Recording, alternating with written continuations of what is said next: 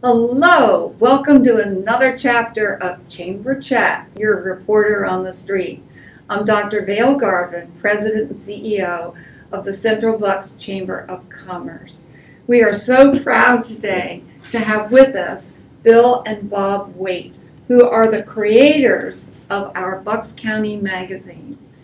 And as you can imagine, these have been difficult times for everybody, but particularly for people who are doing this kind of beautiful work. So I thank you both for being here today. And Bill, why don't you start with the story that we've talked about of how you've dealt with the issues that you've had to deal with and the new ideas you've come up with that are so creative. I want our business community to know about it. Sure.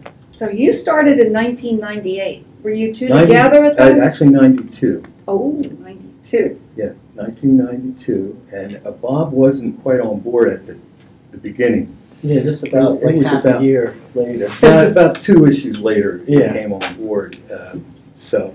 It's been 28 years. Congratulations. And we are still going strong. Of course, we always have those ups and downs along the way. And of course, the virus was just another dip that we had. Really what we did is we put out a spring issue, and luckily we had a little bit of a luck there because the virus hit right after it came out. So we had our billing already there at the time. But from that point on, it got very difficult for us. And during the time period, we normally put out the guide for the Doylestown Designer House, and of course, that was canceled. Right. And so we lost that and some other small jobs that we do, and we found that it gave us some time where Bob and I got together and we said, hey, let's get this digital side of the formula going, because at least those revenues are a little lower and we can get people involved for less, but it'll also give us time to work on the digital side. So we immediately went in and started a newsletter, which Bob took on to do, and I was involved in redesigning our website. And Bob can tell you a little bit about the newsletter that we did.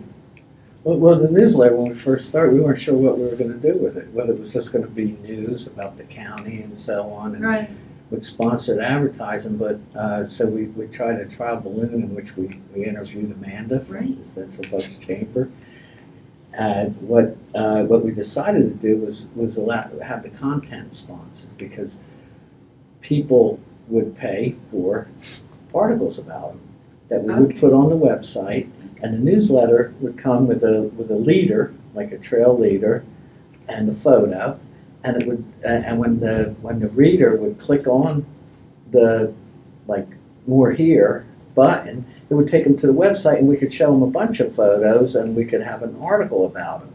Now, sometimes the articles might have been already in our magazine and on the website, but this would direct a large group of opted-in readers to get the attention and so on for the for the article. So that's basically the idea behind the newsletter. Now, we don't have people sponsor all the content, and things that are of interest that come up in the county and so on. We put that in our newsletter too. Things that fit with the format of the kind of magazine we're doing and our editorial parameters, more or less. Yeah, and what we found with this coronavirus is certain categories of businesses were devastated, like restaurants. They went to dine out. And we had a lot of restaurants, naturally. We lost a lot of that business. But we also saw that certain businesses were booming. And people that were staying at home wanted to fix up their backyards. I was going to say landscaping. Bars, fireplaces, fire pits. So naturally, landscaping was one we immediately went after, and we have some of the top landscapers who generally advertise with us on a regular basis, because the magazine has that home and garden flair to it. It does. And, so that category, contractors that were doing kitchens, remodeling, and builders, and then real estate just was slow, but just recently really took off from the pent-up demand. Now that they're back at it. So we did all that, and at the same time, while all this was going on, we planned a new project, which is going to launch this fall, called Doylestown Town and Country. And that's about half the size, like a digest size guide to Doylestown coming out. The old Nouveau magazine. Yeah, sort of like an old Nouveau that's coming out in the fall, in October, and then in the spring. So it's going to be twice a year, and you'll see it all over Doylestown, and we're also sending it out by mail. And we'll have a digital copy online, which is like a flip book. What's good about Where you that? can turn the pages. Yeah, you can turn the pages, but for people moving in and inquiring, whether it be a real estate firm or the Chamber of Commerce, a new business, they want to know about Doylestown, we can just flip that right out to them. And that'll give them a lot of information about where they're going to be moving to, you know, and where their business is going to come to. And it'll tell them about the school systems, the education. It's sort of like a mini magazine for the community. Right. That's clever. And then how did we come about figuring out why are we going to do this in a period? That's going to be my next question. How did you come up with it? Well, we've been thinking about it for a while prior to the pandemic, because we felt Doylestown was kind of lacking. It had no real newspaper of its own, and it had no real product of its own. And it's such a beautiful community that we wanted to really present it for what it is. And you can do so much online, but you really can't do what we feel you can do in a publication. And I look back, and I told my wife Vicki, who was the founder with me, my wife's a big part of this magazine. I told her that, you know, we were the only magazine 28 years ago. Bucks County, now you have magazines all over the place. They're propping up. I said, we better do it in Doylestown before someone else does, because I really think it's something that they need.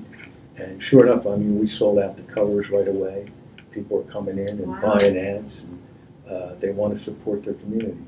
I feel this first one's coming out like late October, so it's almost like a fall winter edition. And then Bob's out there scouting around and interviewing people, and you can talk about that as far as some editorial and things. Oh, for the Doylestown guide, yeah. Well, you know, our Doylestown guide, like Bill says, is almost a mini kind of version of Bucks County magazine, and you know, there's been all kinds of editorial challenges, you know, because of the COVID-19 and so on. What were the challenges? Well, I mean, how did you get around? Well, for instance, taking photos, people didn't want a photographer coming in, you know, and having writers, you know, who are used to face-to-face interviews, learning how to interview on the phone and talk to people on the phone and so on. And, yeah, wearing masks and things like that.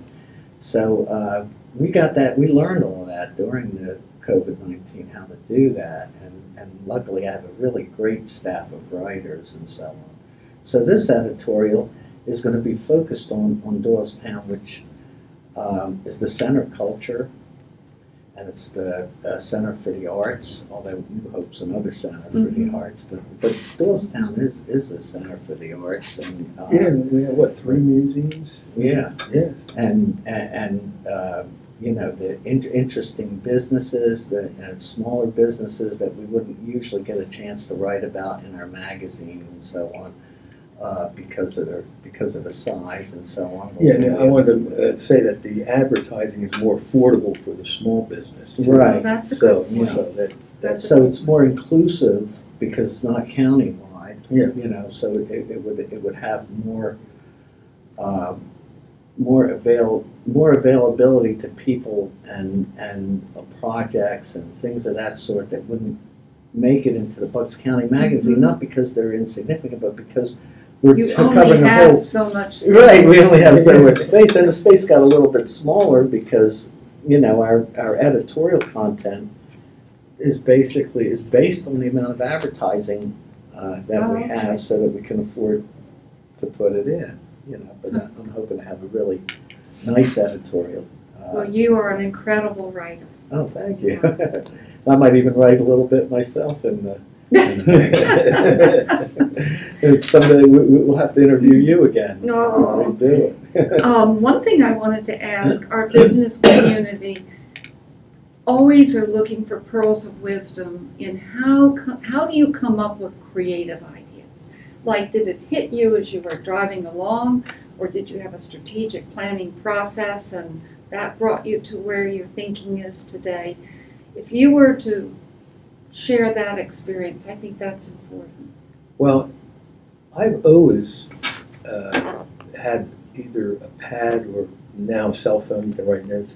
So I always have something that I can write notes. Sometimes I'll pull off on the side. I was going to say, yeah. To write a Pull note. over. I'll get out of bed right before I'm ready to go to bed or write an idea or a note. And I think it's a constant thing. I mean, you're constantly thinking when you're in a business that has that's creative and and you know you're looking at what kind of articles, how to figure out what photography you want to take and what cover you want to present. You're always thinking, so you're always thinking of ways to improve. And then Bob and I will always talk on the phone and do that kind of thing. But it usually just hits you, you know, and kind of go with it. My creative time is driving from home to work or home. Yeah, right. I mean, that's a lot of thinking. And a lot of times I'll take a walk, or I'm out in the woods taking a walk or something, or I'm on vacation for a week. I think you get most of your ideas because you're more relaxed and sitting down and thinking. Private quality time. Yeah, exactly. Yeah. For me, it's like a lot of associations that go on in my mind. So if we're doing, for instance, every issue of the magazine is themed around the season that it comes out in. So, you know, I'll start the association process. You know, we already have a house that we shot the year before because, you know, we have to present it in that season. So from that, I might just, all of a sudden, something else will pop into my mind. And then we're back and forth on the phone. We're every day on the phone, really. And we get pitched a lot, too. Oh, yeah. When it comes to the before, haven't you? Oh, yeah. With the editorial, I'm getting emails every day. Tons of people have ideas that they, you know, and things they want us to write about, gardens that they have, and, you know, on and on like that. So a lot of these I have to filter through, you know, I have to filter a lot of them out, you know, and it just kind of will pop into my head, you know, which one, you know, I look at something, you know, and boy, it'll go with this issue because we're doing something here in the northern part of town, and this is in the southern part, and it'll work perfect. And the two of you work so well together through so many years, and I find that to be really impressive too. Yeah, absolutely. I mean, it's a nice thing to see. By the way, I want to seize this opportunity to officially say thank you to both of you for having put Bucks Fever, our magazine, into your magazine. Year after year after year. That has meant the world to this chamber and to our business community.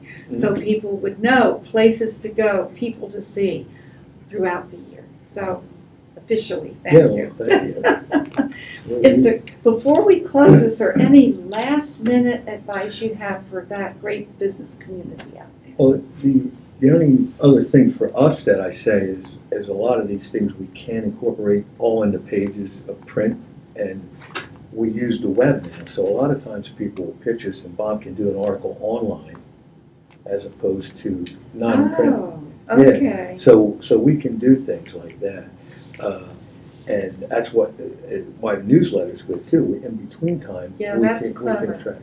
Very So clever. being that we're quarterly, in between it, we have a whole online presence.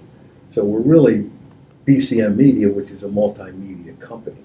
So we can work with social media, we can work with print, you know, online. We have online advertising. So it's a whole package that we can sell a small business person. It's well thought out. Yeah, Well exactly. thought out. And I'm so proud that you are members of the Central Bucks Chamber of I'm very Commerce. proud to be members. Yeah. Are you? Thank you. All right, I just want to say thank you for being here today, and I want to thank Tom Brunt for being our wonderful videographer, And we look forward to seeing you again at the next chapter of Chamber Chat. You're on the street reporter. Thank you.